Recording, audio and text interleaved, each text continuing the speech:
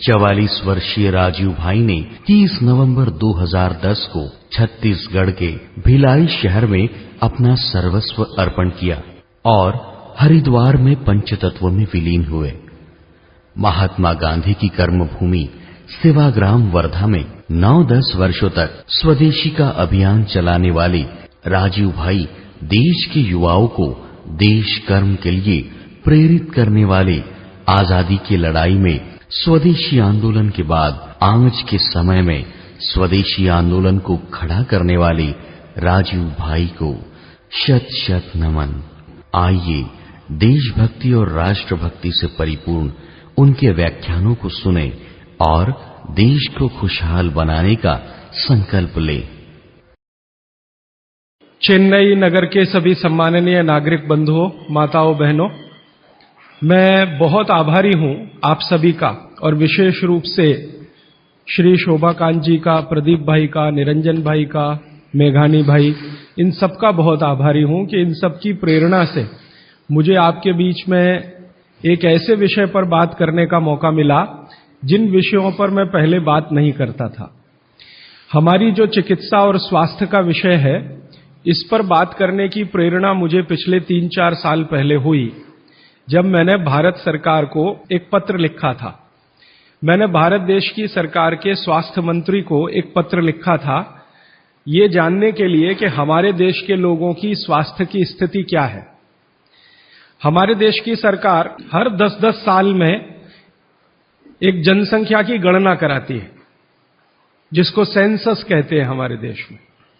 तो जब सेंसस होता है तब उस समय ये भी गणना की जाती है कि कितने लोग बीमार हैं, किनको क्या क्या बीमारी है और कितने लोग स्वस्थ हैं, कितने संपूर्ण स्वस्थ हैं, कितने आधे स्वस्थ हैं।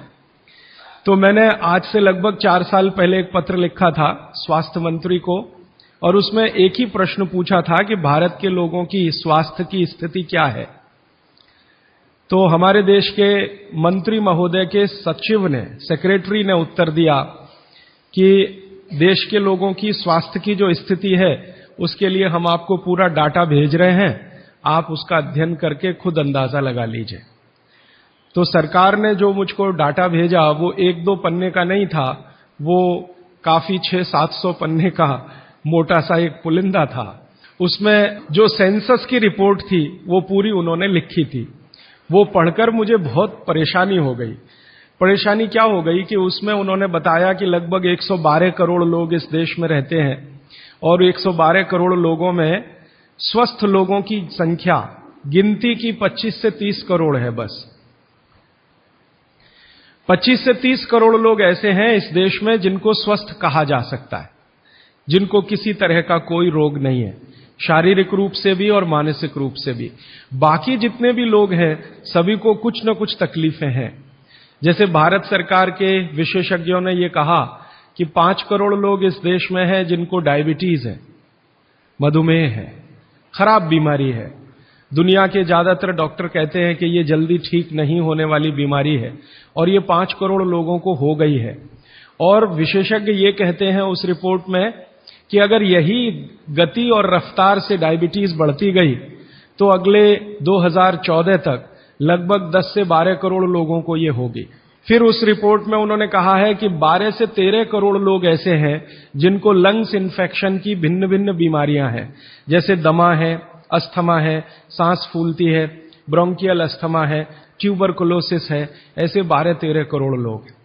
फिर वो विशेषज्ञों की रिपोर्ट कहती है कि भारत में लगभग 15-16 करोड़ लोग हैं जिनको घुटनों का दर्द, कमर का दर्द, कंधे का दर्द, हड्डियों का दर्द, जिसको आप संधिवात कहते हैं सरल भाषा में, ये हड्डियों के, जोड़ों के दर्द की बीमारियां हैं। फिर उसी रिपोर्ट में बताया गया है कि 9 से 10 करोड़ लोग हैं जिनको पेट का कुछ न कुछ तकलीफ है, जिनको पित्त की बीमारियों के द्वारा हम लोग अक्सर परिभाषित करते हैं। गैस बनना, एसिडिटी होना, अल्सर होना, पेप्टिक अल्सर होना, हाइपर एसिडिटी होना, वगैरह वगैरह। और ये सब मैं पढ़ता गया और एक जगह लिखा हुआ था रिपोर्ट में, बहुत परेशान करने वाली बात, कि 20 से 22 करोड़ लोग हैं जिनको आंखों की कुछ न कुछ बीमारी है। या तो कम दिखता है या बिल्कुल नहीं दिखता, रात में नहीं दिखता, दिन में दिखता है तो रंग का अंतर पता नहीं चलता।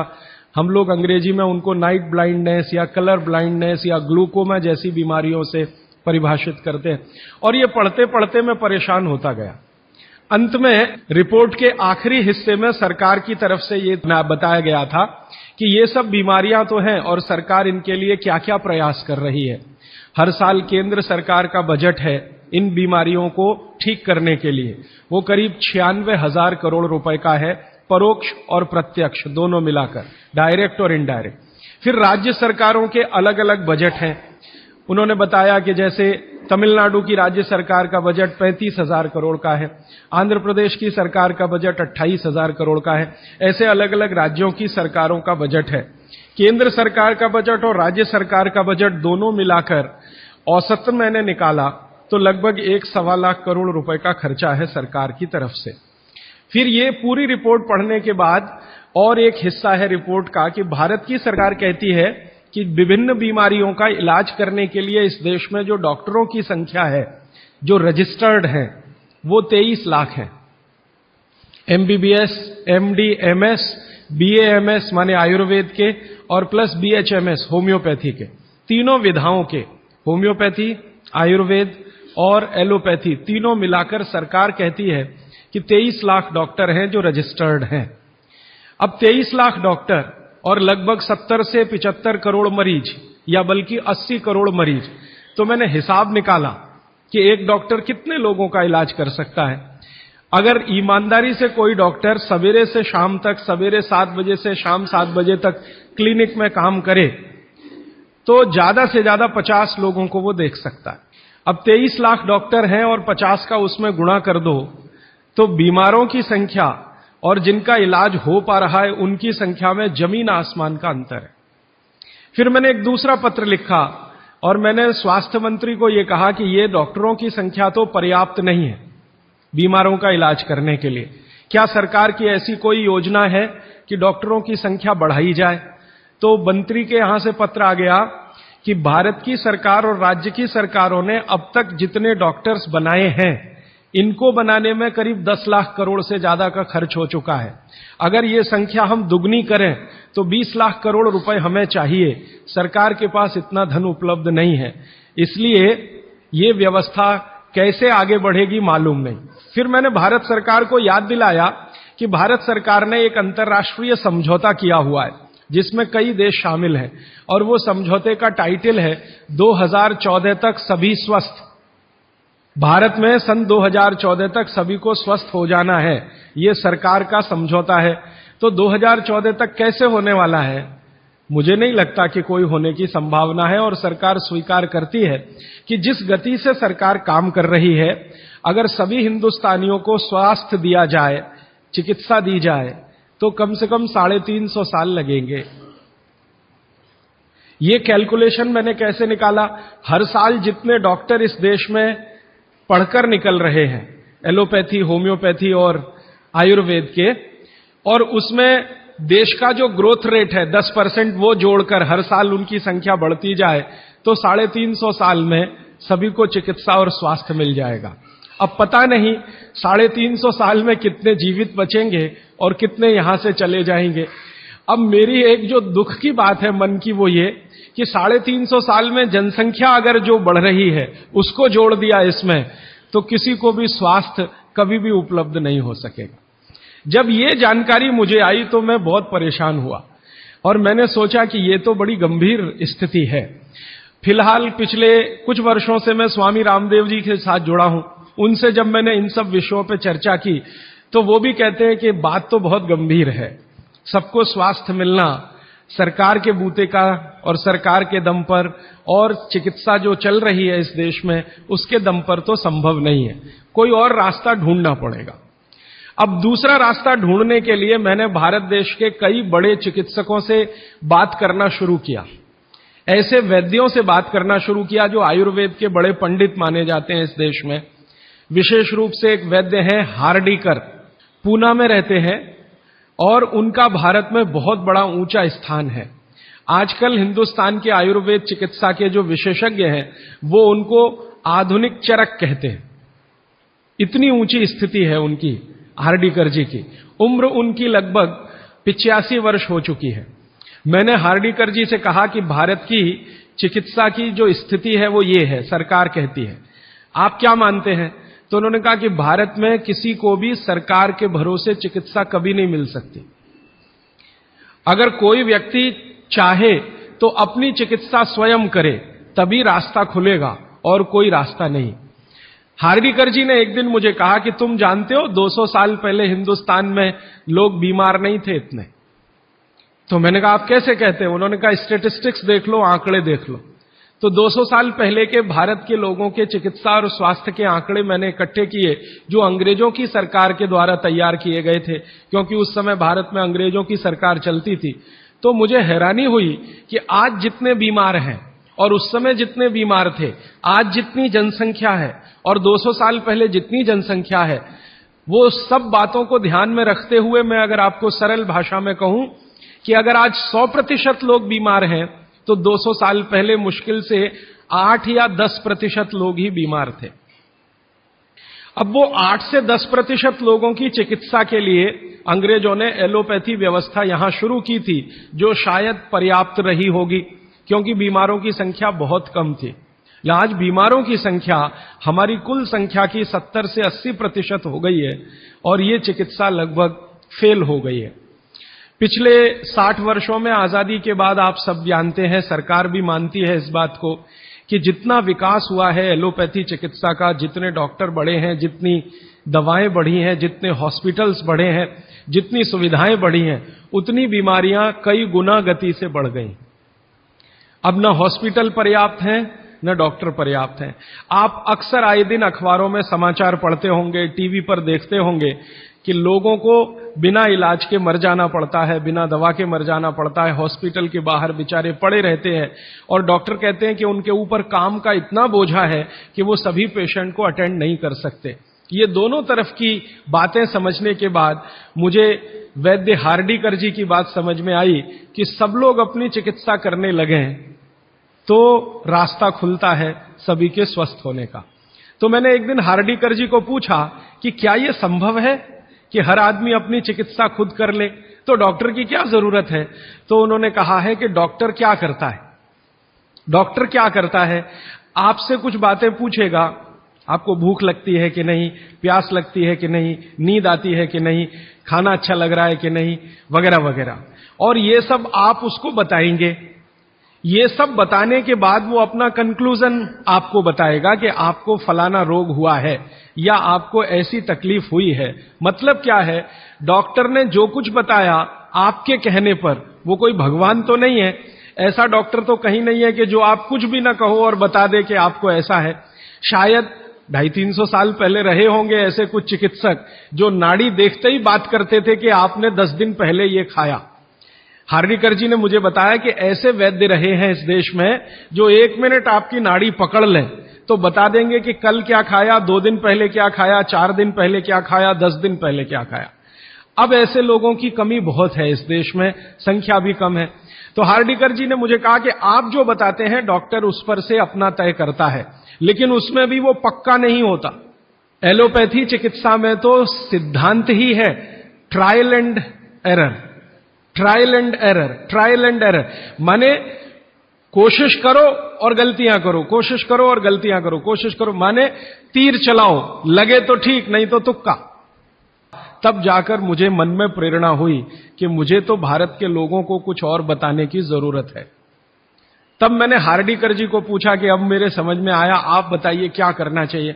तो उनका देखो, आयुर्वेद एक ऐसी चिकित्सा पद्धति है जिसमें महान महान लोगों ने, चरक ऋषि, सुश्रुत ऋषि, बागभट्ट ऋषि, निघंटु ऋषि, पाराशर ऋषि, ये सब महान महान लोगों ने एक बात कॉमन कही है, और वो ये कही है कि जो व्यक्ति मरीज होता है वो सबसे अच्छा डॉक्टर हो सकता है। इसको आप गंभीरता से मनन करते रहिए। ये बात चरक ने भी कही है, सुश्रुत ने भी कही है, बागभट्ट ने कही है, निघंटु ने कही है, पाराशर ने कही है कि जो रोगी होता है वो सबसे अच्छा डॉक्टर हो सकता है, क्योंकि उसको अपने दुख और तकलीफ का जितनी गहराई से महसूस हो सकता है वो किसी भी डॉक्टर को नहीं होता। जो अपने दुख तकलीफ को गहराई से महसूस कर सकता है वो चिकित्सा भी कर सकता है, बस उसको कुछ ज्ञान की जरूरत है।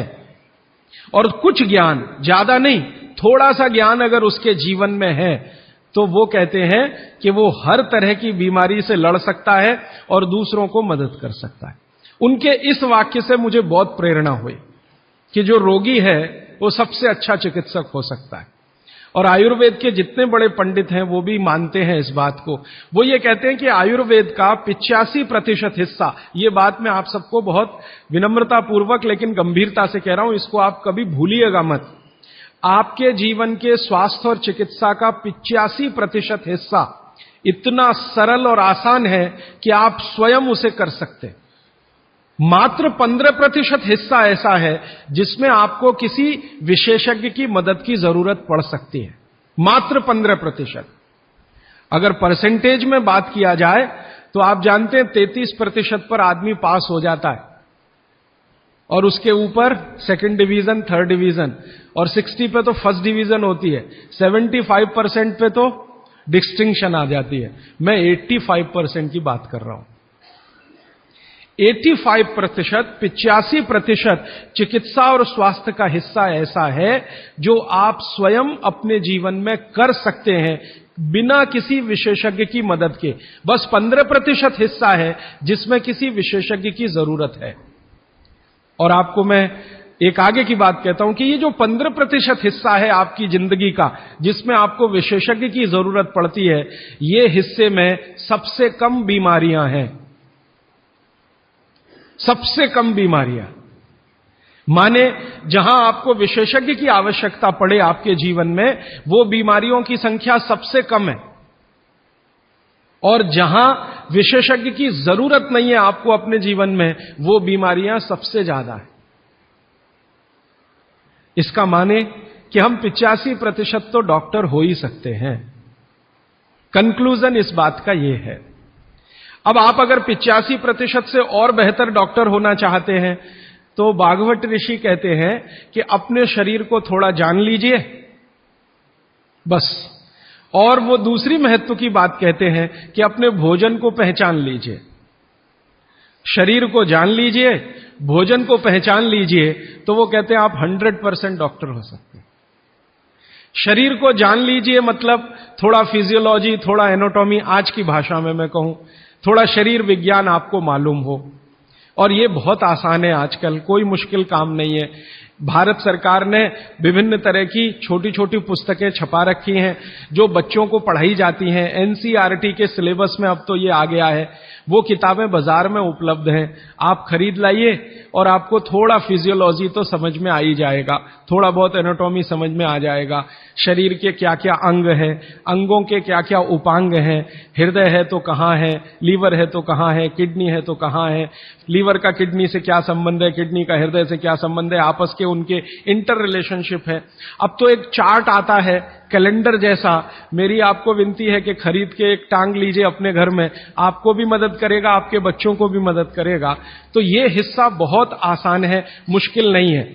बस इसमें जो मुश्किल हिस्सा है वो ये कि शरीर के अंगों के और उपांगों के जो नाम हैं वो जो भाषा में दिए गए हैं वो आपको थोड़ा कम समझती है, तो आप आयुर्वेद वाला ले लीजिए, वो आसानी से समझ में आएगा, उनके आपस के संबंध वगैरह वगैरह। मैं इस विषय पर ज्यादा नहीं जाना चाहता क्योंकि ये उपलब्ध है आपके सामने, और इसमें ज्यादा बात करूंगा तो समय खर्च होगा। आपको सिर्फ संकेत कर रहा हूं कि आज आप चाहे तो आज, नहीं तो एक दो दिन में कुछ ऐसी पुस्तकें फिजियोलॉजी एनाटॉमी की खरीद लें, नहीं तो एक कैलेंडर चार्ट आता है वो ले लें, 2-3 कैलेंडर के चार्ट आते हैं वो ले लें। अभी सरकार ने एक 12 कैलेंडर का चार्ट निकाला है, बहुत ही सरल भाषा में है, बहुत आसान है। उसको घर में टांग कर पलटते रहें, देखते रहें। ज्यादा से ज्यादा 8-10 दिन आप देखेंगे, आपको समझ में आ जाएगा लीवर क्या है, हृदय क्या है, किडनी क्या है, आपस के इनके फंक्शंस क्या है। ये बात भागवत जी कहते हैं कि थोड़ा शरीर को जान लो और भोजन को पहचान लो। अब उसमें आगे उन्होंने एक सूत्र लिखा है संस्कृत में कि शरीर को जानना अगर है तो ठीक है, इसको जरा और समझिएगा। शरीर को जानना है तो ठीक है, लेकिन भोजन को पहचानना सबसे ज्यादा जरूरी। माने उनका कहना यह है कि शरीर को जान लें तो ठीक है, नहीं जाने तो भी भोजन को तो पहचान लें। और भागवत जी ने पूरी विनम्रता से, पूरी गंभीरता से एक बात लिखी है कि जिसने भोजन को पहचान लिया उसको जिंदगी में कभी भी किसी चिकित्सक की जरूरत तो नहीं पड़ेगी। अब भोजन को पहचान लिया माने रसोई घर को पहचान लिया, सीधी सी बात। और भागवत जी कहते हैं कि जीवन की सबसे बड़ी खोज अगर कोई है तो वो रसोई घर है। और वो कहते हैं कि सबसे बड़ा विज्ञान अगर कोई है तो ये रसोई घर का विज्ञान है, जिसको भोजन विज्ञान कहें या पाक शास्त्र कला कहें, जो भी बात आप कहना चाहें। वो ये कहते हैं कि इससे बड़ी खोज पूरी दुनिया में हुई नहीं और अगले हजारों साल होगी नहीं। इतनी गहरी बात वो कहकर चले गए यहां से। वो कहते हैं कि पिछले हजारों साल में हुई नहीं भोजन से ज्यादा रिसर्च, और अगले हजारों साल में होगी नहीं। और मैं अपने अनुभव से और आप खुद अपने अनुभव से ये बात कह सकते हैं कि दुनिया में भोजन और रसोई पर सबसे ज्यादा रिसर्च अगर कहीं हुई तो भारत में हुई, और अगले हजारों साल भी होगी तो भारत में ही होगी। क्यों? दूसरे देशों में भोजन ही नहीं है, रिसर्च क्या करेंगे? हो भोजन तब तो रिसर्च करें। आप में से बहुत सारे लोग यूरोप गए होंगे, अमेरिका गए होंगे। आप देखिए भोजन क्या है उनके पास, ले दे के एक पाव रोटी और डबल रोटी। अब वो आलू से खा लो या प्याज से खा लो, प्याज से खा लो कि आलू से खा लो, उसको बीच में काट के प्याज भर लो या प्याज बगल में रख के खा लो। उसको पिज्जा कह दो, बर्गर कह दो, हॉट डॉग कह दो, कोल्ड डॉग कह दो, वो प्रिपरेशन तो एक ही है ना। और वो प्रिपरेशन है मैदे का, मैदे को सड़ाकर बनाया हुआ। इसके अलावा उनके पास कुछ है नहीं जिसको फूड स्टफ कहा जाए, माने सॉलिड भोजन, मुख्य भोजन कहा जाए। वो उनके पास एक ही है, पाव रोटी, डबल रोटी। उसको वो मछली से भी खा सकते हैं, गाय के मांस से भी खा सकते हैं, बकरे के मांस से भी खा सकते हैं, या वगैरह वगैरह कहीं से कुछ भीख में मिल गया, दाल चावल वगैरह, तो उसके साथ खा सकते हैं। वो सब भीख में मिला हुआ है, उनके यहां कुछ होता है नहीं। मैं आपको एक छोटी सी जानकारी देना चाहता हूं। एक बार एक विदेशी व्यक्ति से मेरा झगड़ा हो गया, एक जर्मनी का व्यक्ति था, उससे झगड़ा हो गया। झगड़ा कुछ इस बात का था कि भारत महान है कि जर्मनी महान है। ये जर्मनी के लोगों को आप जानते हैं, थोड़ा शॉविनिज्म बहुत है। खराब शब्द है शॉविनिज्म, लेकिन मैं इस्तेमाल कर रहा हूं। वो कहते हैं हम श्रेष्ठ हैं, दुनिया में हमसे बड़ा कोई नहीं, हम सर्वश्रेष्ठ हैं, वगैरह वगैरह। हिटलर भी यही कहता था। तो उसकी महानता की हवा निकालने के लिए मैंने उससे कुछ सवाल कर लिए, तो परेशान हो गया। लेकिन जर्मनी की असलियत सामने आ गई। मैंने उसको पूछा तुम्हारे देश में क्या होता है? गन्ना होता है, गन्ना, शुगर केन? तो उसने कहा नहीं होता। आम होता है? आम नहीं होता। केला होता है? नहीं होता। चीकू होता है? नहीं होता। संतरा होता है? नहीं होता। मौसम्मी होती है? नहीं होती। वो बहुत परेशान हो गया, तो कहने लगा देखिए मिस्टर राजीव दीक्षित, कोई भी मीठी चीज मेरे देश में नहीं होती। अब बात आगे करिए। कोई भी मीठी चीज मेरे देश में नहीं होती। एक वाक्य में उसने खत्म कर दिया। फिर मैंने कहा अच्छा चलो, मीठी चीज नहीं, कड़वी चीज पूछते हैं। मेथी होती है? मेथी? मेथी तो मीठी नहीं है, तो मेथी होती है? उसने कहा नहीं होती। पालक होता है? नहीं होता। चुकंदर होता है? नहीं होता। फिर थोड़ी देर में परेशान हो गया, कहने लगा हरे पत्ते की कोई चीज मेरे देश में नहीं होती। तो मैंने कहा फिर होता क्या है? तो उसने कहा दो ही चीजें हैं, एक तो आलू होता है और एक प्याज होती है। तो आलू को प्याज में मिला के खा लो या प्याज को आलू में मिला के खा लो, और कुछ नहीं होता। फिर मैंने उसको गिनाना शुरू किया कि देखो भारत में क्या क्या होता है, मीठी चीजों में क्या क्या होता है, खट्टी चीजों में क्या क्या होता है, तीखी चीजों में क्या क्या होता है, कसैली या कड़वी चीजें क्या क्या है। 6 रस है ना, षड रस की बात कही जाती है। 6 रस में मैंने गिनाना शुरू किया तो वो कहता है कि यार इसमें तो एक एनसाइक्लोपीडिया लिख जाएगा। मैंने कहा यस, भारत में इतना ही होता है। और मैंने उसको जब ये कहा कि ये हर गांव में होता है, तब तो वो बहुत परेशान हो गए। मैंने कहा हर गांव में होता है, 7,32,000 गांव हैं, हर गांव में ये सब होता है। माने किसी गांव को दूसरे पर निर्भर रहने की जरूरत नहीं है, नमक को छोड़कर। तब उसने कहा कि सच में इंडिया इज ग्रेट। ये ग्रेटनेस है अपने देश की।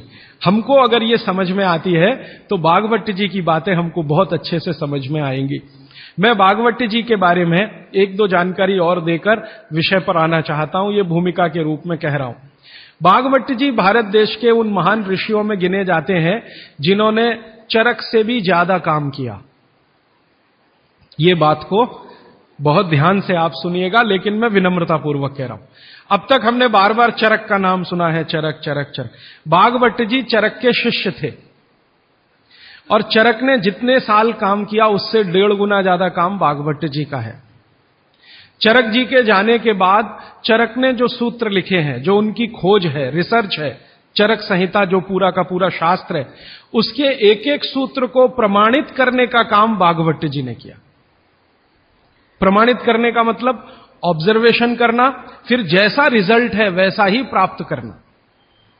जैसे चरक ऋषि ने कहा ये खाने से ये होता है, मान लो उन्होंने एक स्टेटमेंट कर दिया कि ये वस्तु खाने से ये होता है, भागवत जी ने उसको प्रमाणित करने में 25 साल लगा दिए, 20 साल लगा दिए, 30 साल लगा दिए, और जब तक देख नहीं लिया तब तक उसको लोगों को कहने लायक नहीं माना। हमारे आयुर्वेद चिकित्सा शास्त्र के जो विशेषज्ञ हैं वो ये मानते हैं कि चरक जो थे महापंडित थे, बहुत ऊंचे स्थान के व्यक्ति थे, लेकिन भागवत जी थे वो साधारण आदमियों के चिकित्सक थे। इसका मतलब क्या है? इसका मतलब यह है कि चरक ने जो बातें बहुत गहराई से और गूढ़ शब्दों में कही हैं, भागवत जी ने उनको बहुत सरल करके साधारण लोगों की समझ में आए वैसा प्रस्तुतिकरण कर दिया है। भागवत जी की ये 2 पुस्तकें अष्टांग हृदयम और अष्टांग संग्रहम पढ़ने के बाद मुझे लगा कि मैंने चरक को पढ़ लिया, सुश्रुत को पढ़ लिया, निघंटु को पढ़ लिया, सबको पढ़ लिया, क्योंकि उन्होंने सबका निचोड़ डाल दिया उसमें। और वो ये कहते हैं कि अब मैंने जो तैयार कर दिया है अष्टांग हृदयम या अष्टांग संग्रहम, ये आम आदमी के लिए है, वो चाहे तो इसका पालन करे और अपने जीवन में मेरी तरह से सुखी और निरोगी रहे। भागवत जी 135 वर्ष तक जिंदा रहे और उनके शिष्य बताते हैं कि उन्होंने इच्छा मृत्यु को धारण किया, माने उनकी इच्छा हो गई थी कि अब बहुत दिन जिंदा रहने से कोई फायदा नहीं है, तो मृत्यु को वरण किया। ऐसे पंडित आदमी, इतनी कमांड अपने शरीर पर। और वो ये कहते हैं जब मृत्यु को जा रहे थे तो उनके शिष्य कह रहे थे कि परेशान हम हो जाएंगे, आप चले जाएंगे। उनका कोई परेशानी नहीं है, ये शरीर छोड़ूंगा, दूसरा धारण करूंगा। जैसे तुम शर्ट बदलते हो मैं बदल लूंगा, लेकिन अब मुझे जाना चाहिए, इस शरीर का सीमा हो गया है। ऐसे व्यक्ति जिन्होंने मृत्यु को धारण किया अपनी इच्छा से, उन्होंने जो कुछ अपने जीवन में किया है वो 2 ही पुस्तकों में सारा समाहित है, तीसरी कोई पुस्तक उन्होंने लिखी नहीं। और वही दोनों पुस्तकों में कुल मिलाकर 7000 सूत्र हैं। 7000, 2 पुस्तकों में कुल मिलाकर 7000 सूत्र हैं। सभी सूत्र संस्कृत में है, ये तो आप जानते ही हैं, क्योंकि उस जमाने में हिंदी थी नहीं, तमिल थी नहीं, तेलुगु थी नहीं, ज्यादा से ज्यादा संस्कृत ही थी या प्राकृत थी। तो संस्कृत में उन्होंने सब कुछ लिखकर छोड़ दिया। वही सूत्र मैं पिछले कई वर्षों से पढ़ता रहा, 4-5 वर्षों से तो बहुत ज्यादा पढ़ रहा हूं। जब से मुझे मन में ये बात आई पढ़ता रहा। और हमारा जो अभियान है जो पूरे देश में हम चलाते हैं स्वदेशी के लिए, उससे ये बहुत गहराई से जुड़ा है। क्योंकि हमारे अभियान में अब तक हम ये बात करते थे ना कि घर में पेप्सी कोला, कोका कोला मत लाओ क्योंकि विदेशी पेय है। फिर मैं ये भी कहता था ये पीने लायक नहीं है, टॉयलेट क्लीनर है। बहुत साल पहले मैं बोल के गया था चेन्नई में। अब सरकार ने भी मान लिया है कि टॉयलेट क्लीनर है और वैज्ञानिकों ने सिद्ध कर दिया है कि टॉयलेट क्लीनर है। तो ये बातें हम स्वदेशी अभियान में जोड़कर चलते थे। जब मुझे पता चला कि इसी स्वदेशी अभियान का एक बड़ा हिस्सा है, पेप्सी कोका कोला भारत से धन लूटकर अमेरिका ले जा रहा है, ऐसे एलोपैथी चिकित्सा की दवाएं बनाकर कंपनियां उससे भी ज्यादा लूट कर ले जा रही। एक अमेरिकन कंपनी है, उसका नाम है प्रॉक्टर एंड गैम्बल। उसकी बैलेंस शीट मैंने देखी तो उनका मुनाफे का प्रतिशत 20,000 है, माने 20,000% प्रॉफिट कमा रहे हैं वो भारत में। पेप्सी कोका कोला तो 1000% पे काम कर रहे हैं, प्रॉक्टर एंड गैम्बल 20,000% पे काम कर रहा है। एक अमेरिकन कंपनी है एली लिली, उनका प्रॉफिट परसेंटेज 35,000 है, 35,000% मुनाफा कमा रहे हैं वो भारत में। तो ध्यान में आया कि विदेशी कंपनियां पेप्सी कोका कोला बेचकर जितना धन कमा रही हैं, उससे कई गुना ज्यादा एलोपैथी की दवाएं बेचकर कमा रही हैं। और उस धन को कमाने में भारत के चिकित्सक उनकी थोड़ी मदद कर रहे हैं, क्योंकि वो उन्हीं दवाओं का प्रिस्क्रिप्शन लिख रहे हैं जो ये कंपनियां बेच रही। मैंने बहुत सारे चिकित्सकों से यह पूछने का लगातार प्रयास किया है कि आप इसी कंपनी की दवाएं क्यों लिखते हैं। मान लो एक चिकित्सक है, बहुत पैसे वाला है, प्रॉक्टर एंड गैम्बल की ही दवाएं लिखता है। बंबई में मैंने ये ज्यादा काम किया। और एक है वो एली लिली की ही लिखता है, एक है सेंडोज की ही लिखता है, एक सीबागाइगी की ही लिखता है।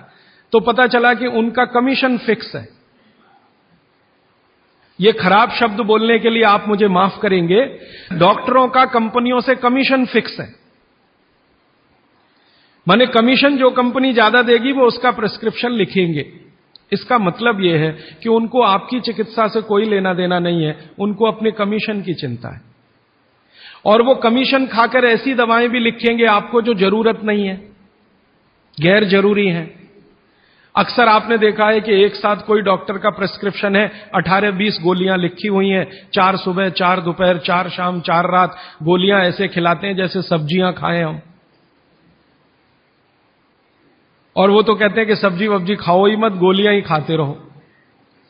हाँ, विटामिन बी के लिए भी गोली खा लो, विटामिन सी के लिए भी गोली खा लो, विटामिन ए के लिए भी गोली खा लो, और गोली से भी ज्यादा इंजेक्शन लगवा लो। और अब तो उन्होंने पता नहीं क्या क्या सब बना दिया। माने जो प्रकृति हमें दे रही है उसके चक्कर में न फंस के ये गोलियों के चक्कर में फंसो, ताकि कंपनी का माल बिके, ताकि उनका भी कमीशन बढ़े। ये पूरे देश में चल रहा है, कहीं ज्यादा कहीं कम। मैं आपको विनम्रतापूर्वक ये कहने आया कि जिस चिकित्सक को भगवान मानकर आप उसके पास जाते हैं, पैसे भी देते हैं, फीस भी देते हैं, लेकिन वो दवा आपको देता है कमीशन के आधार पर कि ज्यादा कमीशन है तो ये दवा लिखनी है, नहीं तो नहीं लिखनी। और भारत की सरकार बिल्कुल भी फेल हो चुकी है इस कमीशन खोरी को रोकने में।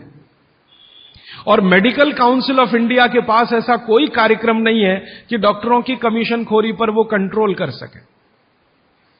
जो शपथ लेकर डॉक्टर निकल रहे हैं उसके ठीक उल्टे काम वो अपने जीवन में कर रहे हैं। एक शपथ उनको दिलाई जाती है, वो शपथ लेकर निकलते हैं, उसमें बड़ी बड़ी बातें हैं, लेकिन जीवन ठीक उसका उल्टा है। तो ये सब बातों को ध्यान में रखकर मुझे ऐसा लगा कि भागवत जी की बात जो वो कहते हैं कि 85% जो जीवन की चिकित्सा है वो हर व्यक्ति स्वयं कर सकता है, 15% के हिस्से में विशेषज्ञ की जरूरत है। तो मुझे लगा कि जो 85% है वो तो जानो। और वो जानने के लिए 5-6 साल जो काम किया मैंने, उसमें से कुछ सूत्र मैंने निकाले। भागवत जी के 7000 सूत्र हैं। सभी सूत्रों पे बात करूं तो कम से कम तो महीना सवा महीना लगता है, वो भी रोज 3 घंटे बात करूं तो मैंने कहा और सोचा कि इतना समय किसी के पास भी नहीं है और शायद मेरे पास भी नहीं है, तो इनमें से कुछ सूत्र हैं जो बहुत जरूरी लगते हैं, वो निकालो। तो भारत में जैसे मैंने हार्डीकर जी का नाम लिया, उनकी मैंने मदद ली इसमें। और हार्डीकर जी के बराबर के कई ऐसे वैद्य हैं, उनकी मदद मैंने ली। और मैंने कहा कि आप मुझे बताओ ये सूत्र ये सूत्र ये सूत्र ये सूत्र बहुत ही जरूरी है, बिना इसके आदमी का जीवन ही नहीं चलेगा, ये पहले मुझे बता दो। तो उन्होंने बताना शुरू किया, तो वो 7000 से घट के 3000 तक आए। फिर मैंने कहा ये 3000 में मुझे बताओ, तो 3000 से 1000 पर आए, फिर 500 पर आए, फिर 500 से 50 पर आ गए। और वो 50 के बाद भी उन्होंने कहा अगर तुम ये 50 भी नहीं बता सकते तो ये 15 तो जरूर बता दो। तो मैं तो आपको 50 तो कम से कम बताने ही वाला हूं, क्योंकि अगले 5-6 दिन मेरे पास समय है। लेकिन उन 50 में जो 15 हैं वो सबसे महत्वपूर्ण हैं। भागवत जी खुद मानते हैं और उनके नीचे के जितने भी विशेषज्ञ हुए हैं पिछले हजारों सालों में, वो भी मानते हैं कि ये सबसे महत्वपूर्ण सूत्र है। उसमें से पहला सूत्र मैं बात शुरू करता हूं। आपके पास अगर कागज पेन हो तो जरूर निकाल लीजिए, नोटबुक है तो बहुत अच्छा होगा, डायरी है तो बहुत ही अच्छा होगा, क्योंकि पता नहीं दोबारा कब कौन व्यक्ति इस विषय पर आपसे बात करने आएगा। और अगर नहीं है कागज पेन कॉपी तो भी चिंता मत करिए, क्योंकि मैंने पिछले कुछ वर्षों में काम करते करते ये सूत्रों को किताब में भी लिख डाला है। मैंने किताब बना दी है भागवत संहिता जो है, माने भागवत जी की अष्टांग हृदयम और अष्टांग संग्रम, इनके सूत्रों को कलेक्ट करके, सेलेक्ट करके 3 भाग में एक पुस्तक बनाई है, पार्ट 1, पार्ट 2, पार्ट 3, अष्टांग हृदयम, भाग 1, भाग 2, भाग 3। मूल लेखक भागवत जी हैं। मैंने सिर्फ सिलेक्शन किया है और सिलेक्शन के साथ आज के हिसाब से उसको थोड़ा विश्लेषित किया है। जैसे मैं एक उदाहरण दूं तो आपको मेरी बात समझ में आए। भागवत जी ने एक सूत्र लिखा, अब मैं संस्कृत में बात नहीं करूंगा क्योंकि समय बढ़ जाएगा। एक सूत्र उन्होंने लिखा कि भोजन को बनाते समय, इसको माताएं बहनें सब बहुत ध्यान से सुने, पुरुष भी सुने तो अच्छा है। भोजन को बनाते समय पवन का स्पर्श और सूर्य का प्रकाश अगर नहीं मिला, किसको? भोजन को। जिस भोजन को आप बना रहे हैं या पका रहे हैं, उसको पकाते समय पवन का स्पर्श और सूर्य का प्रकाश नहीं मिला, वो भोजन कभी नहीं करना। क्यों? तो वो आगे लिखते हैं, ये भोजन नहीं विष है।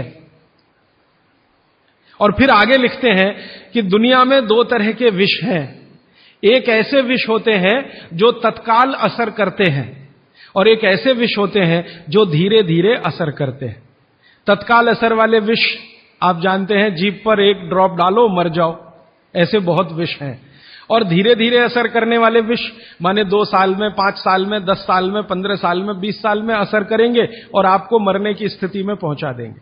तो सूत्र उनका इतना है कि जिस भोजन को बनाते समय पवन का स्पर्श और सूर्य का प्रकाश ना मिले, वो भोजन को कदापि ना करें, क्योंकि वो विष है। अब ये तो सूत्र है, पहले संस्कृत है, मैंने वो हटा दिया, संस्कृत नहीं कहा, सीधे हिंदी में कहा। अब इस हिंदी का विश्लेषण करें, हम कहना क्या चाहते हैं वो, और आज के हिसाब से विश्लेषण करें, सन 2007 के हिसाब से विश्लेषण करें। अब तक मैंने जो बोला वो भागवत जी का हिस्सा था, अब जो वो बोल रहा हूं वो मेरा हिस्सा है। भागवत जी कह रहे हैं कि प्रेशर कुकर का भोजन ना करें, क्योंकि प्रेशर कुकर एक ऐसी तकनीक है जिसमें भोजन बनाते समय ना तो सूर्य का प्रकाश जा सकता है, ना पवन का स्पर्श उसको मिलेगा। प्रेशर कुकर से जो भी है वो हवा बाहर तो आ सकती है, बाहर की हवा अंदर जाने की उसमें कोई डिवाइस नहीं है, कोई रास्ता नहीं। सूर्य का प्रकाश उसमें अंदर जाए ऐसी कोई टेक्नोलॉजी उसमें डेवलप नहीं हुई है। तो भागवत जी ने 3500 साल पहले कहा, शायद उनको ये अंतर चेतना में आ गया होगा कि ये कभी ना कभी आदमी प्रेशर कुकर बना ही लेगा। ये मैंने मजाक में कहा, लेकिन आज के हिसाब से आपको समझ में आए इसके लिए। तो वो ये कहते हैं कि प्रेशर कुकर का भोजन ना करें। माने हमारे घर में एक प्रेशर कुकर है जिस पर भागवत जी का सिद्धांत लागू नहीं होता। माने सिद्धांत ऐसे लागू नहीं होता कि हम उसका खाना खाएं, ना खाएं, वो विष है। फिर मैंने वैज्ञानिकों से बात की कि ये प्रेशर कुकर का भोजन विष है, ऐसा भागवत जी कहते हैं, आपका क्या कहना है? तो हमारे देश में CDRI नाम की एक बड़ी लेबोरेटरी है, सेंट्रल ड्रग रिसर्च इंस्टीट्यूट। वहां के 2 साइंटिस्टों ने कहा कि यार काम तो हमने करके देखा है, बात सही है भागवत जी। मैं कहता हूं ये टीवी पे बोलो, तो उन्होंने कहा ये प्रेशर कुकर कंपनियां गर्दन काट देंगी हमारी, टीवी पे नहीं बोल सकते हम, तुम चाहो तो बोलो। मैंने कहा आपकी रिसर्च क्या कहती है? वो ये कहते हैं कि ये जो प्रेशर कुकर है ज्यादा से ज्यादा या 99% एल्यूमिनियम के बने हुए हैं। एल्यूमिनियम आप जानते हैं। और वो ये कहते हैं कि भोजन रखने और बनाने का सबसे खराब मेटल अगर कोई है तो एल्यूमिनियम ही है। सबसे खराब मेटल जिसमें भोजन को आप रखें और भोजन को पकाएं, वो एल्यूमिनियम ही है। और दोनों वैज्ञानिक, वो कहते हैं नाम नहीं लेना हमारा, इसलिए मैं नहीं ले रहा हूं, वो ये कहते हैं कि हमारा 18 साल का रिसर्च ये कहता है कि अगर इस एल्यूमिनियम के प्रेशर कुकर का खाना बार बार आप खाते जाओ तो गारंटी है कि आपको डायबिटीज तो हो ही जाएगा, अर्थराइटिस तो हो ही जाएगा, ब्रोंकाइटिस भी होने की पूरी संभावना है, और सबसे ज्यादा टीबी होने की संभावना है, अस्थमा, टीबी, ये सब होने की संभावना। मैं पूछा आपने अब तक कितनी बीमारियों को डिटेक्ट किया? तो उन्होंने कहा 48 बीमारियों को हम डिटेक्ट कर चुके हैं जो प्रेशर कुकर के खाने से ही होती हैं। और ये दोनों रिसर्चर, सबसे ज्यादा इन्होंने रिसर्च किया जेलों में। जेल है ना हमारी, वहां सभी कैदियों को एल्यूमिनियम के बर्तन में ही खाना मिलता है, आप जानते हैं। तो ये दोनों वैज्ञानिक लखनऊ के हैं। लखनऊ की जेल में, लखनऊ के आसपास की जेलों में इन्होंने बहुत काम किया। वो जेलों में जाते हैं और जो कैदी एल्यूमिनियम के बर्तनों में खाना खाते हैं उनके ऊपर उन्होंने बहुत काम किया। और उन्होंने कहा सबका जीवन कम होता है और जीवन की शक्ति कम होती है, प्रतिकारक शक्ति कम होती है और रोग बहुत जल्दी उनको आते हैं। बाद में मैंने एक छोटा सा काम इसमें ऐड किया। वो वैज्ञानिकों से रिपोर्ट लेने के बाद मैंने ये तय किया कि पता करो कि ये एल्यूमिनियम कब से आया, क्योंकि ये ज्यादा पुरानी चीज नहीं है। तो पता चला 100-125 साल पहले आया। 100-125 साल पहले अंग्रेजों की सरकार थी। अंग्रेजों की सरकार के वैज्ञानिकों ने एल्यूमिनियम को हिंदुस्तान में इंट्रोड्यूस कराया। और आपको सुनकर हैरानी होगी कि अंग्रेजों की सरकार का जो पहला नोटिफिकेशन आया एल्यूमिनियम के बर्तन बनाने का, वो जेल के कैदियों के लिए ही आया। और उनका यह तय हुआ था कि जेल के कैदियों को एल्यूमिनियम के बर्तनों में ही भोजन दिया जाए, क्योंकि ये सब भारत के क्रांतिकारी हैं और अंग्रेजों को इन्हें मारना है। उस जमाने में आप जानते हैं जेल में कोई भी होता था तो वो क्रांतिकारी होता था। भगत सिंह हो या उधम सिंह, चंद्रशेखर हो या अशफाक उल्ला, राजेंद्र नाथ लाहिड़ी हो या ठाकुर रोशन सिंह, ये सब तो क्रांतिकारी थे जो जेलों में जाया करते थे अंग्रेजों के जमाने। इनको जानबूझकर एल्यूमिनियम के बर्तन में ही खाना देना है ताकि ये जल्दी मरे या मरने की स्थिति में आ जाए। तो समझबूझकर अंग्रेजों की सरकार ने एल्यूमिनियम के बर्तन इस देश में इंट्रोड्यूस किए।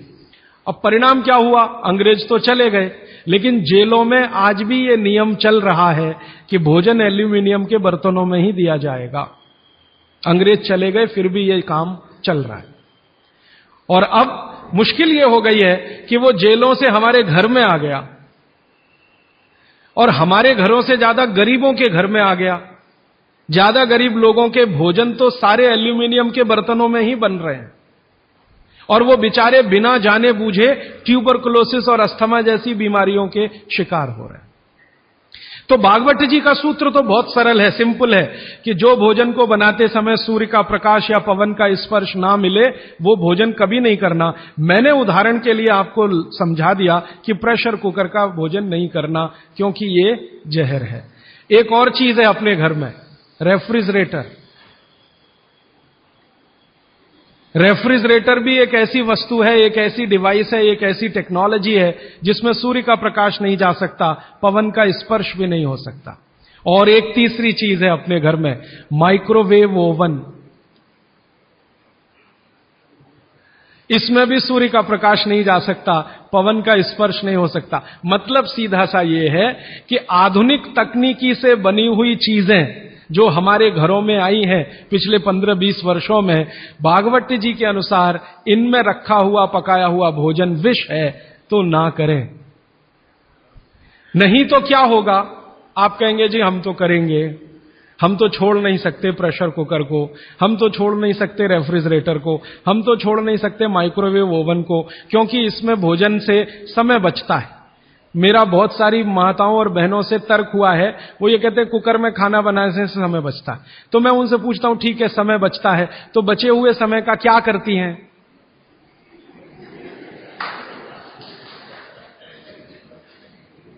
तो ज्यादातर माताओं बहनों का उत्तर है सास भी कभी बहू देखते हैं।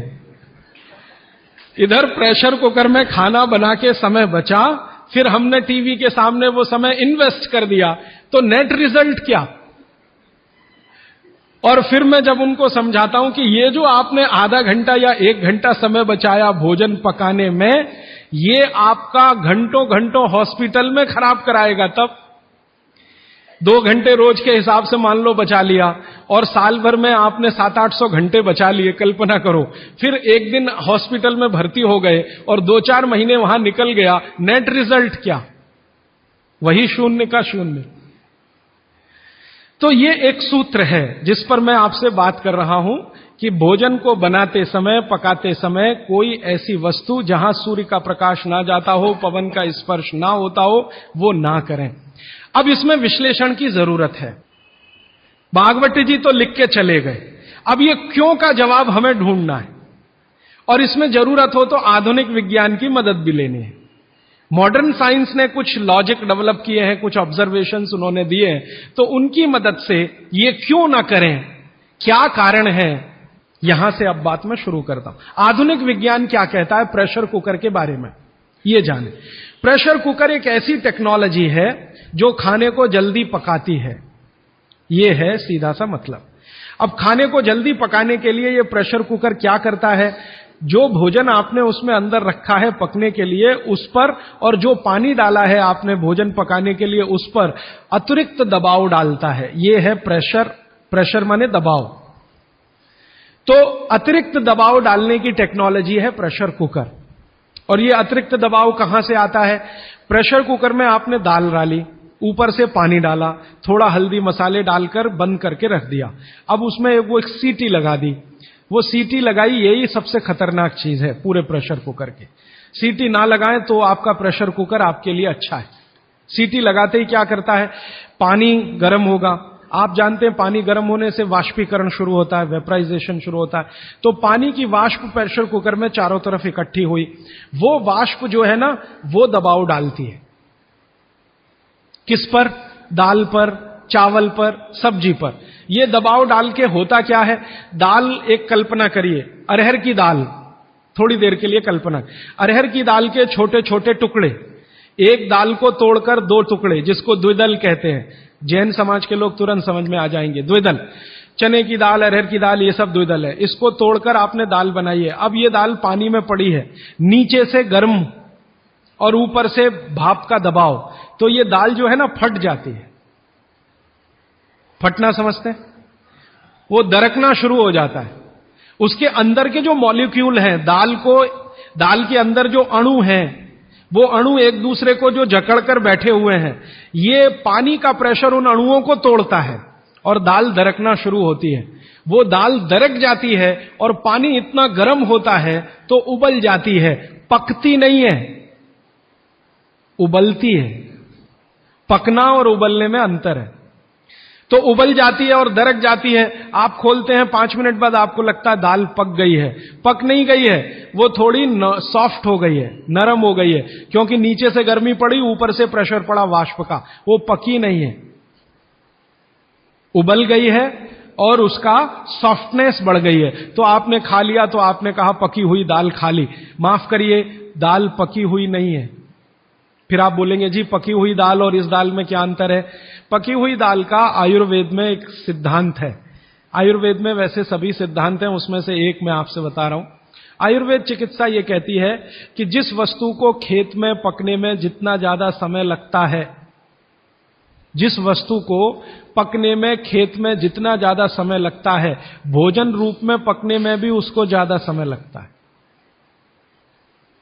अब अरहर की दाल की बात करें, आप में से थोड़ा भी गांव से जुड़ा हुआ कोई व्यक्ति होगा तो आप जानते हैं अरहर की दाल को खेत में पकने में कम से कम 7 से 8 महीने लगता है। कम से कम 7 से 8 महीना लगता है। क्यों? अरहर की दाल में जो कुछ भी है, जिसको आप न्यूट्रिएंट के रूप में जानते हैं, माइक्रो न्यूट्रिएंट के रूप में जानते हैं, सूक्ष्म पोषक तत्व के रूप में जानते हैं, वो मिट्टी से दाल तक आने में सबसे ज्यादा समय लगता है। ये जो मिट्टी है ना खेत की, ये माइक्रो न्यूट्रिएंट्स का खजाना है। खेत की मिट्टी में कैल्शियम है, खेत की मिट्टी में आयरन है, खेत की मिट्टी में सिलिकॉन है, कोबाल्ट है, जिप्टन है, जोरोन है, ये सब माइक्रो न्यूट्रिएंट्स खेत की मिट्टी में है। ये पौधे की जड़ में आते हैं, जड़ से तने में आते हैं, तने से फल में आते हैं। इस पूरी क्रिया में बहुत समय लगता है, तो इसलिए दाल को पकने में समय लगता है। तो आयुर्वेद यह कहता है कि जिस दाल को खेत में पकने में ज्यादा समय लगा, उसको घर में भी पकने में ज्यादा समय लगना चाहिए। क्यों? ये जो माइक्रो न्यूट्रिएंट्स धीरे धीरे एब्जॉर्ब हुए हैं दाल में, खींचकर आए हैं दाल में, इनको डिसॉल्व होने में भी धीरे धीरे ही समय लगेगा। आप दाल क्यों खाना चाहते हैं? आप दाल खाना चाहते हैं प्रोटीन के लिए। प्रोटीन कहां से आएगा? ये जो माइक्रो न्यूट्रिएंट्स का कलेक्शन दाल में इकट्ठा है, इनके टूट जाने पर, बिखर जाने पर, तो वो बिखरने और टूटने में उसको देरी लगने वाली है, क्योंकि आने में देरी लगी है। यह प्रकृति का सिद्धांत है, आयुर्वेद का नहीं कहना चाहिए, प्रकृति का सिद्धांत है। बच्चे को पेट के अंदर गर्भाशय में विकसित होने में समय लगता है। दुनिया में हर चीज को विकसित होने में समय लगता है, जल्दी कुछ नहीं होता। इसलिए दाल भी जल्दी नहीं पकती, बच्चा भी जल्दी नहीं होता। सभी चीजों में यह है, प्रकृति का नियम है। और प्रकृति का दूसरा नियम है कि जिन चीजों को पकने में, बड़ा होने में ज्यादा समय लगा है, उनको डिसॉल्व होने में भी ज्यादा समय लगेगा। और दाल जब डिसॉल्व होगी तब उसके प्रोटीन्स आपको मिलेंगे भोजन में। इसीलिए आप दाल खा रहे हैं, ताकि आपको प्रोटीन की कमी पूरी हो। कुछ विटामिन्स आपको चाहिए, कुछ प्रोटीन्स आपको चाहिए, कुछ और दूसरे अंश आपको चाहिए। तो आयुर्वेद का नियम बिल्कुल सीधा है कि दाल ज्यादा देर में पकी है तो घर में भी ज्यादा देर में पके। अब मेरे समझ में आया कि हमारे पुराने लोग जो बुजुर्ग थे वो कितने बड़े वैज्ञानिक थे।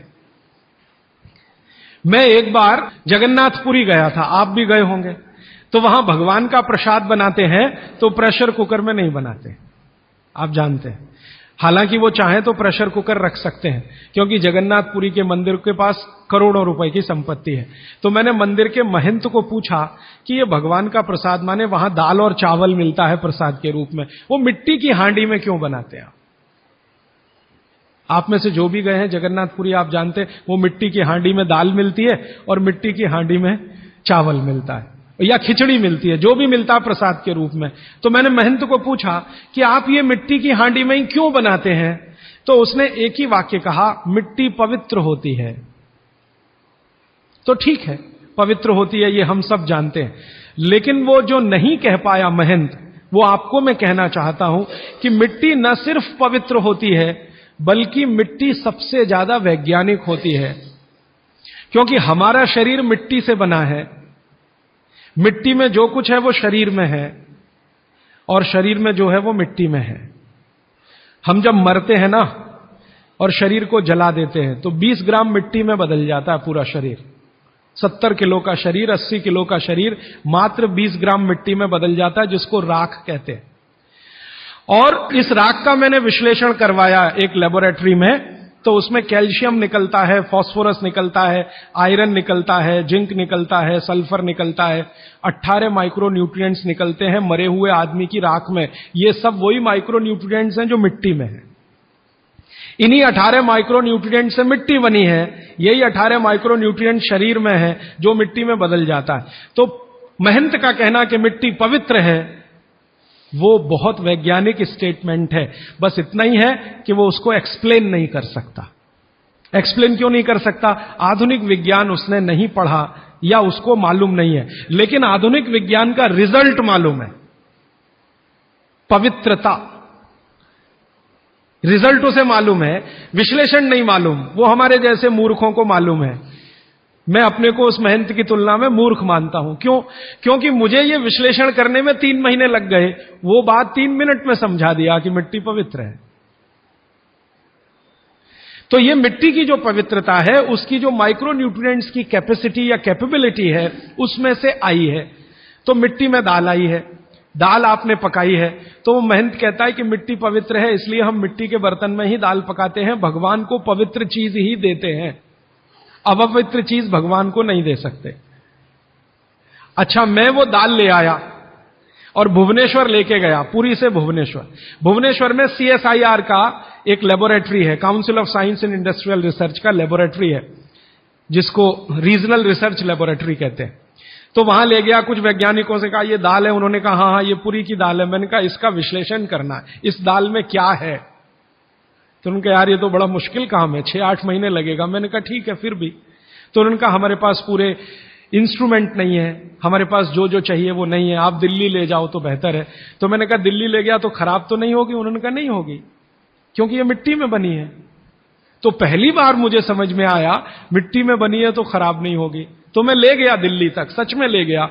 और भुवनेश्वर से दिल्ली पहुंचने में आप जानते हैं करीब करीब 36 घंटे से ज्यादा लगता है। दिल्ली में दिया, कुछ वैज्ञानिकों ने उस पर काम किया और उनका जो रिजल्ट है, जो रिसर्च है, जो रिपोर्ट है, वो ये है कि इस दाल में एक भी माइक्रो न्यूट्रिएंट कम नहीं हुआ पकाने के बाद भी।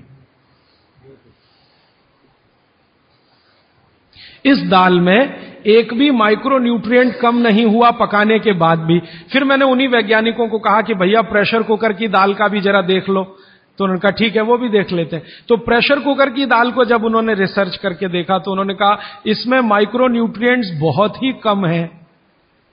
मैं पूछा परसेंटेज वाइज बता दो, तो उन्होंने कहा अगर अरहर की दाल को मिट्टी की हांडी में पकाओ और 100% माइक्रो न्यूट्रिएंट्स हैं, तो कुकर में पकाने में 13% ही बचते हैं, 87% नष्ट हो गए।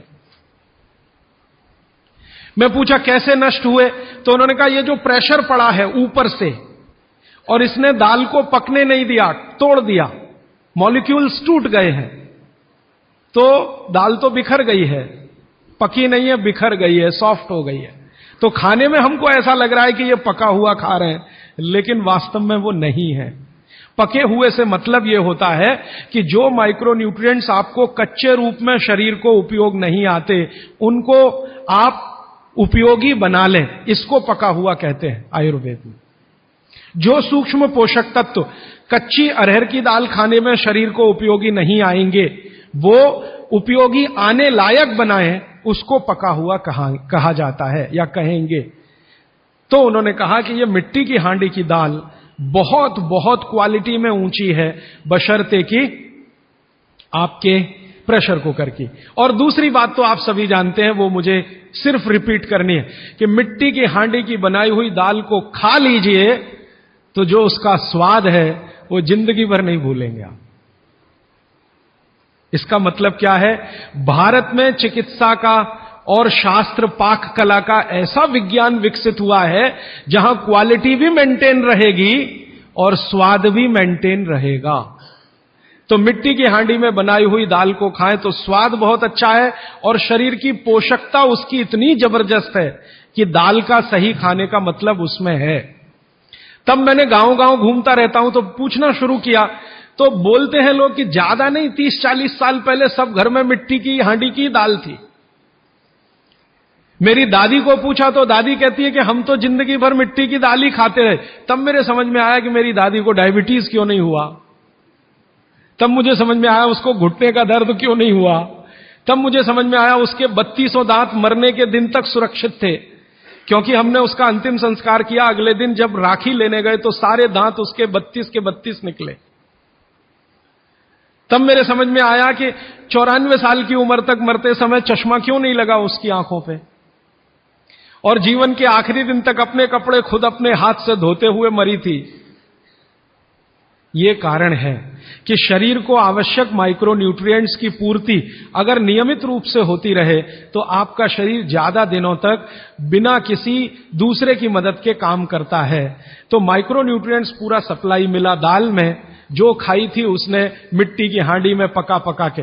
और न सिर्फ दाल पकाती थी वो मिट्टी की हांडी में, बल्कि दूध भी मिट्टी की हांडी में पकाती थी, घी भी मिट्टी की हांडी से ही निकालती थी, दही का मट्ठा भी मिट्टी की हांडी में ही बनता था। अब मेरे समझ में आया कि हजारों साल से मिट्टी के बर्तन क्यों इस देश में आए, हम भी एल्यूमिनियम बना सकते थे।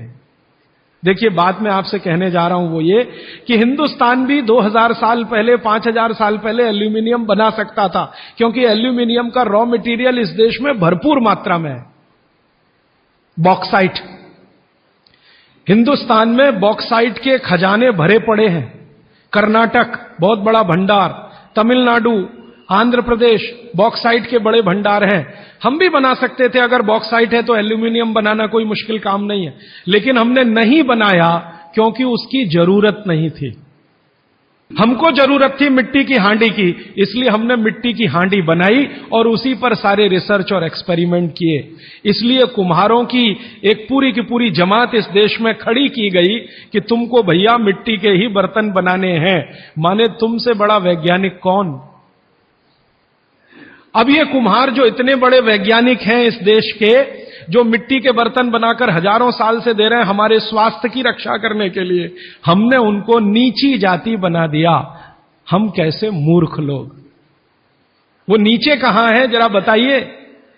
अगर प्रेशर कुकर की कंपनी जो बना रही है प्रेशर कुकर वो ऊंचा आदमी है, तो ये कुम्हार नीचा कैसे हो गया।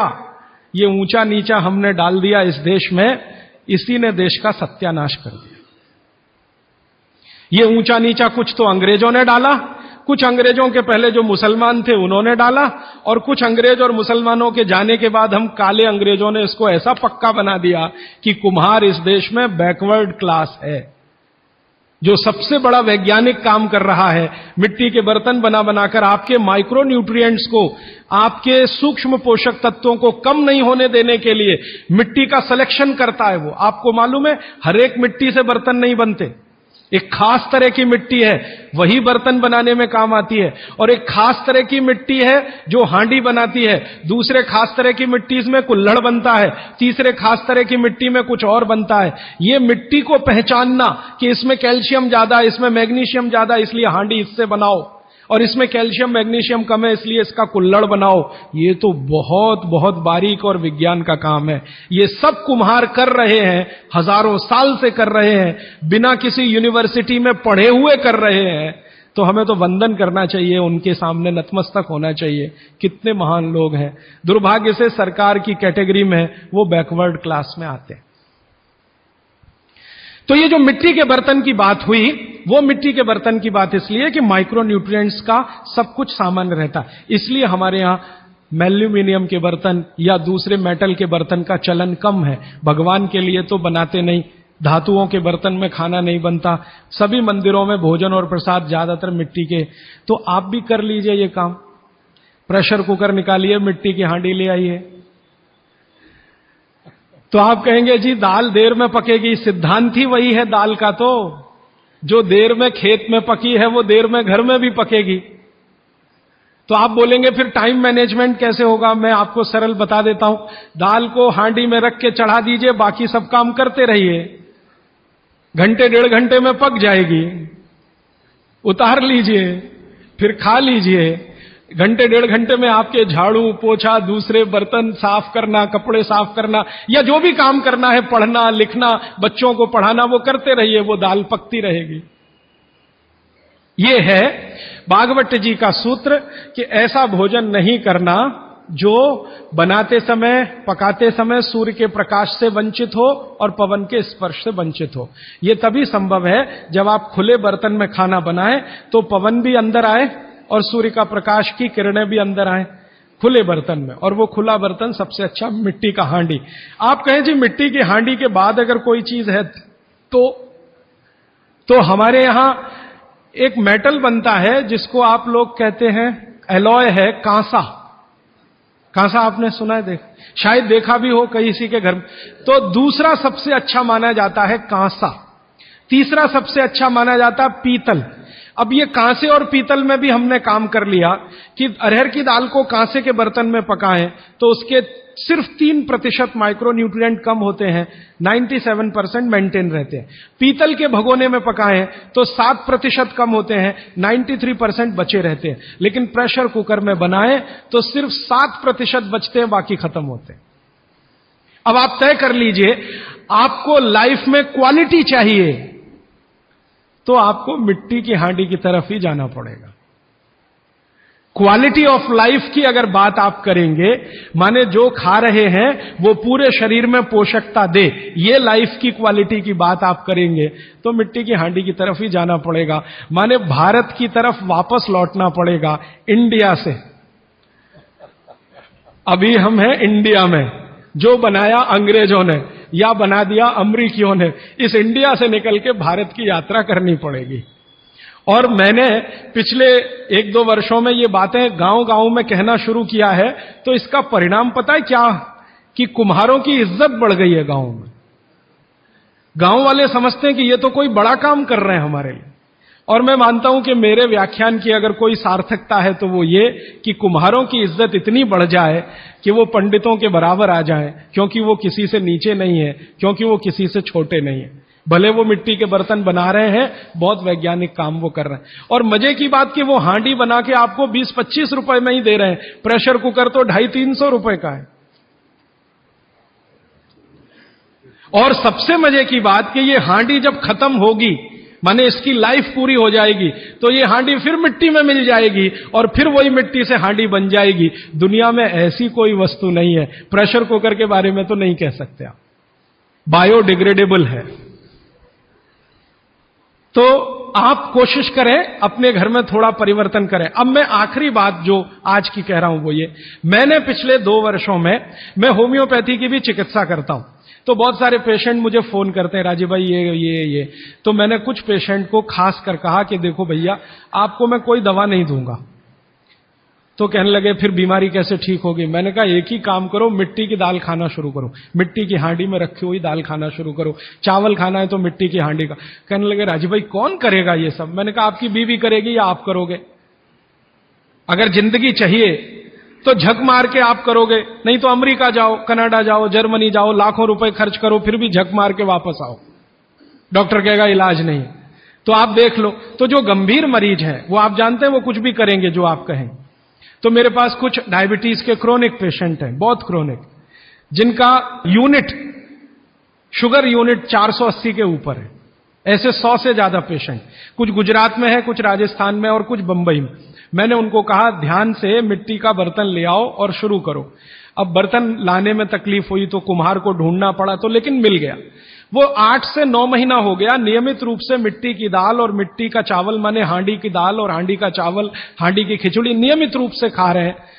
और अब तो उन्होंने मिट्टी का तवा भी ले आया अपने घर में रोटी बनाने के लिए। बाजरी की रोटी बहुत अच्छी बनती है इस मिट्टी के तवे पे, तो रोटी भी उसी की खा रहे हैं। 8 महीने के बाद सबका शुगर टेस्ट किया है तो 480 यूनिट वाला अभी 180 यूनिट पे है, बिना किसी मेडिसिन के, बिना किसी इंजेक्शन के, बिना किसी टॉनिक के। और होम्योपैथी की कोई दवा नहीं दी मैंने उनको। कुछ लोगों को ज्यादा परेशान थे, दवा भी दो, उनको प्लेसिबो दे दिया। प्लेसिबो समझते हैं? खाली गोली, दवा नहीं डाली। तो पेशेंट को लग रहा है कि मैं दवा खा रहा हूं, दवा खा के अच्छा हो रहा हूं। मुझे मालूम है कि वो कोई दवा नहीं है, वो प्लेसिबो है, वो अच्छा हो रहा है उस मिट्टी की दाल खा के, मिट्टी का चावल खा के, मिट्टी की खिचड़ी खा के। रिजल्ट ये है। तब मैंने मान लिया कि बागभट्ट सच में महान आदमी थे। वो एक सूत्र लिख गए कि आप ऐसा भोजन मत करो जिसमें सूर्य का प्रकाश ना जाए, पवन का स्पर्श ना हो। तो वो आपके लिए अमृत तत्व है, भोजन नहीं है, वो अमृत जैसा है। ये एक सूत्र पूरा होता है, 8:30 का समय हो गया है। आगे कल दूसरा सूत्र, तीसरा, ऐसे कर करके जो सबसे जरूरी 15 है वो पहले बताऊंगा और उसके आगे बढ़ता जाए। आभार, धन्यवाद। स्वदेशी द्वारा भारत को फिर से सोने की चिड़िया बनाने के लिए भूख, गरीबी और बेरोजगारी को जड़ से खत्म करने के लिए तथा देश के ग्रामीण जनों को स्वावलंबी बनाने के लिए स्वदेशी अपनाने का संकल्प ले।